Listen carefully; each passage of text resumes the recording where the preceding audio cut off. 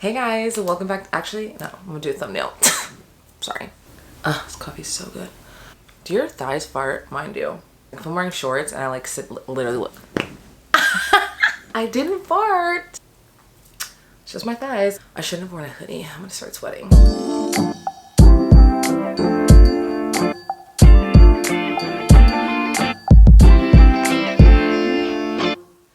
Hey guys, welcome to my channel. My name is Ryan if you're new, and welcome back if you're not. I just want to first start off by saying I'm just so happy with my little family that I have here. I started to recognize some of you guys that are from Instagram and from YouTube that leave comments all the time. I'm obsessed with all of you. Like, I can recognize your icons and your names now, and I just want to say thank you so much. Truly, I enjoy making videos so much, and I have been loving like filming and editing and posting. You guys loving the content and hyping me up, and all of that is making it so easy to do that. I feel like we should just get into it.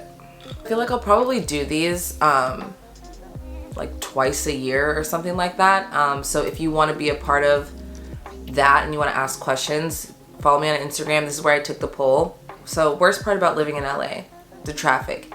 Easily. Like, that is the number one downside about living in LA is that it takes you 30 minutes to get 5 miles away.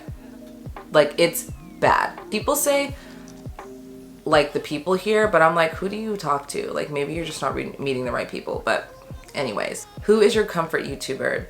Sierra is one of my favorite YouTubers to watch, probably because I know her, so like watching her just kind of feels like we're hanging out. Other ones, I really love Arnell Armand. Also, I'll link all like everyone that I mentioned. Arnell Armand, love. Chef's Kiss. Her vlogs are literally like an hour plus, and I can just put them on. I love. Lana Lifts, love her. Peyton Sarton, of course. I talked about her in my Vegas vlog. I think those are my like tops right now. How are you coping with living alone right now?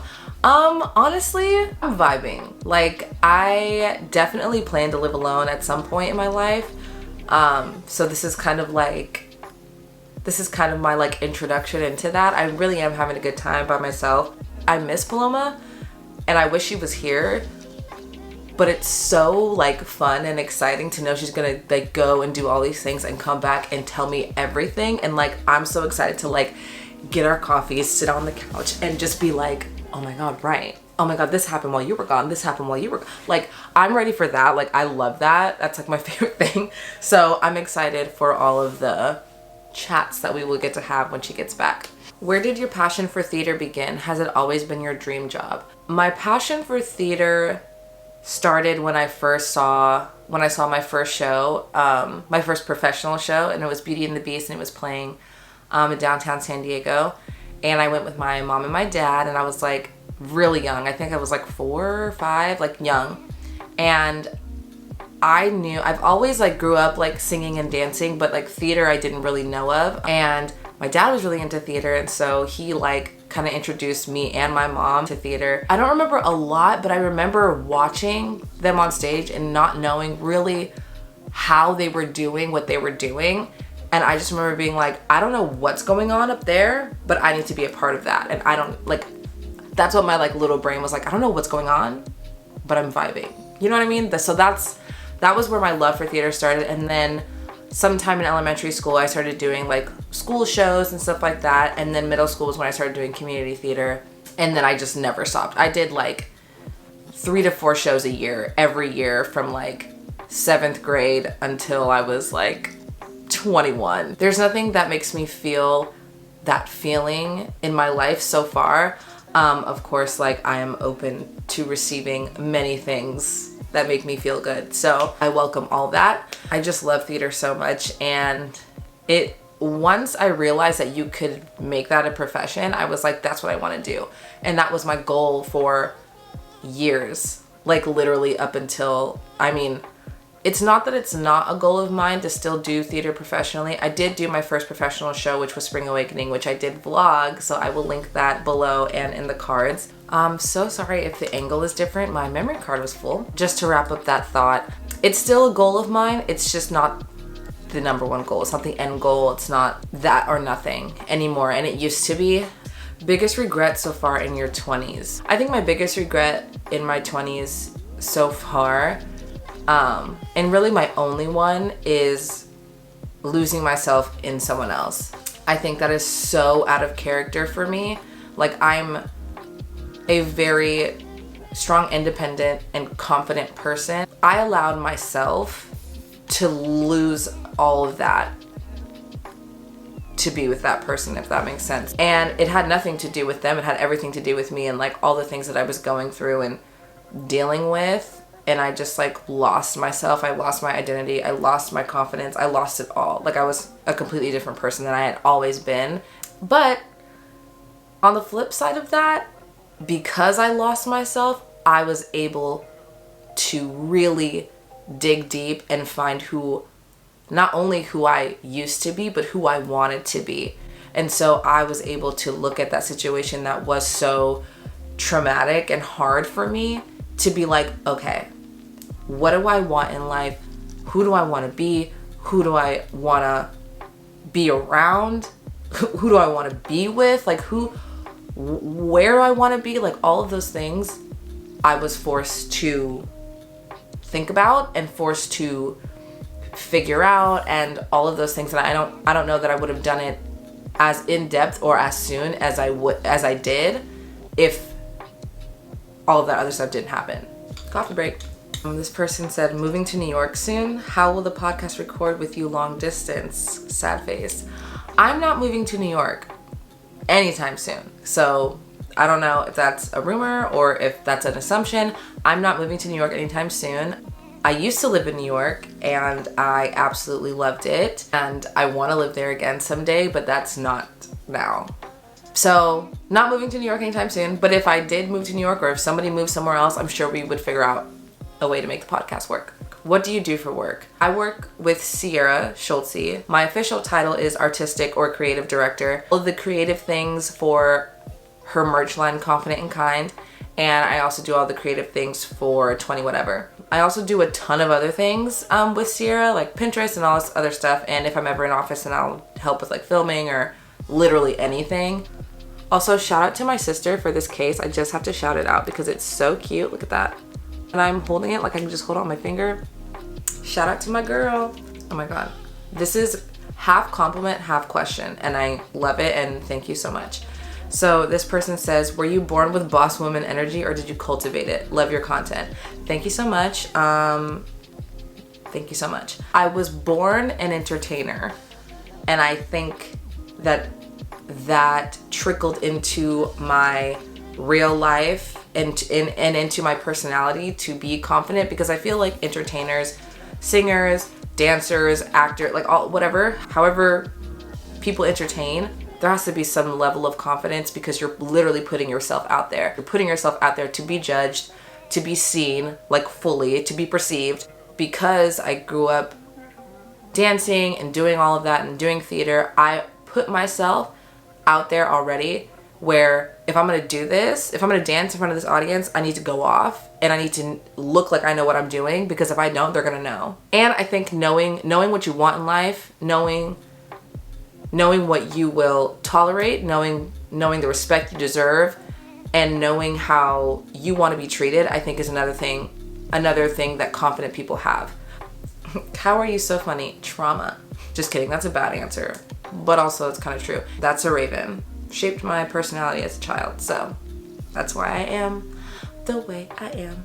Ooh, would you ever do reality TV? I would. I'm not doing Survivor or like Fear Factor. I just dated myself. Oh, remember Fear Factor? Crazy. I'm not doing shows like that because I am not built for it. I would not have a good time. I wouldn't make it. I wouldn't last. But also, I don't know if I would do a dating show. Maybe. I feel like the dating show would have to be about me. But yeah, I would. I totally would. When is your birthday? April 28th. I'm a Taurus baby. Taurus sun, Gemini rising, Virgo moon. That's why I'm like that. Drink of choice. Okay, during the summers, it's tequila sodas all day. And now that we're moving into the fall months, the cooler months, as I say, as it's literally 80 degrees in LA right now, I'm probably gonna move towards whiskey just because it's a bit warmer and cozier feeling. Also aesthetically, it's a brown, so I'm like, right. Do you want kids someday? I'm not planning my life for them. I'm a never say never kind of gal, but that is not a priority. That's not on my like 5-year plan, 10-year plan. Things change and I'm open to change, but I'm not, kids are not a priority for me at all. What was coming out like for you? Rough, hard. And we'll leave it at that. Oh, what are the negatives / positives of living with a couple?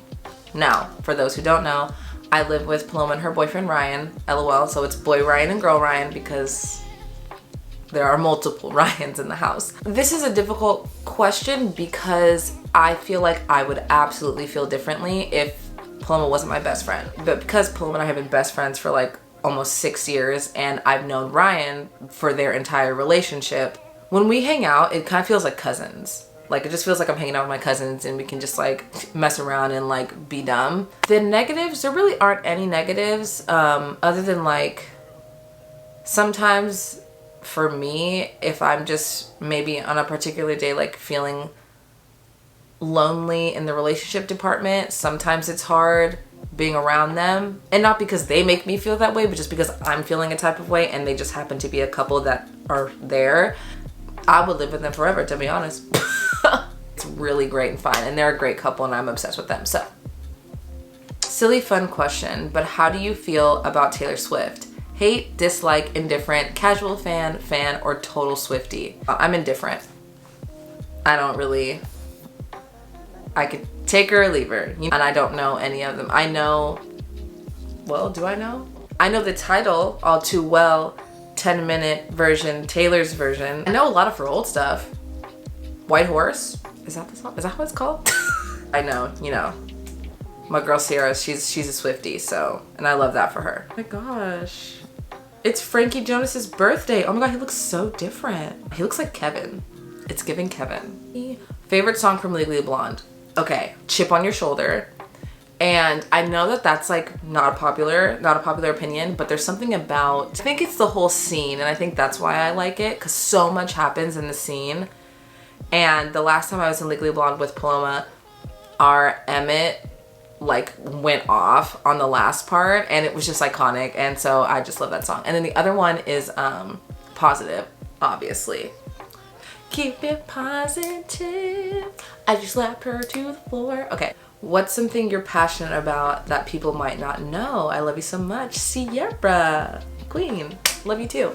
I'm a pretty big trans rights activist. I have a incredibly low, actually zero tolerance policy for any negative trans talk. That's something I am incredibly passionate about. Is your family supportive of your career? I believe so. I mean, my mom really loves the podcast, and I vlog around them, and sometimes they're in the vlogs and sometimes they just watch me vlog. But they seem pretty supportive. I think they think this is a very interesting career path, and but I think they're excited to see what's to come. I'm so sorry if the angle changed yet again. The battery died. So, are you single or are you in a relationship? If you're single, how's dating going, and are you dating? Or if you're in a relationship, how's it going? Can you share the deets? I am single, and I'm not dating. I got approved for Raya, and if you don't know what Raya is, it's like an exclusive like elite dating app. I don't even like, I hate that I even said that, but that's what it is. But I'm chatting with folks that I've been chatting with, if that makes sense. But I'm not dating anybody. I'm just hanging out. Opinions on the vaccination mandate. Get vaccinated. Any tattoos? Not yet. Not yet. One day. How do you express love? Well, my love language is quality time. And I express my love by being with you, which is why I love the podcast so much, because I get to spend so much time talking and just hanging out with the girls, and that's my favorite thing. So, ooh, okay.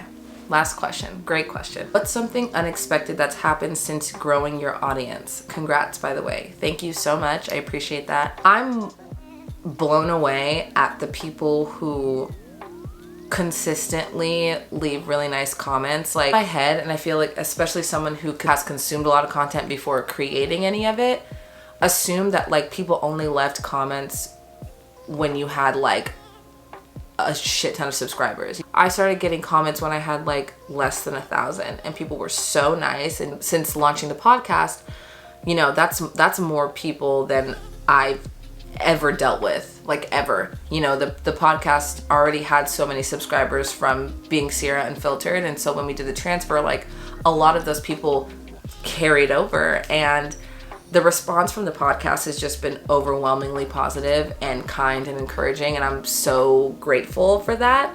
Also, PR. I've been getting packages, you guys, like, and not to be like, I get packages, but like, I'm shook. Brands will literally reach out and be like, we want to send you this. We'll bring it up. What? I said, absolutely, and thank you so much. So those two things, those are like the two biggest things that I was not expecting.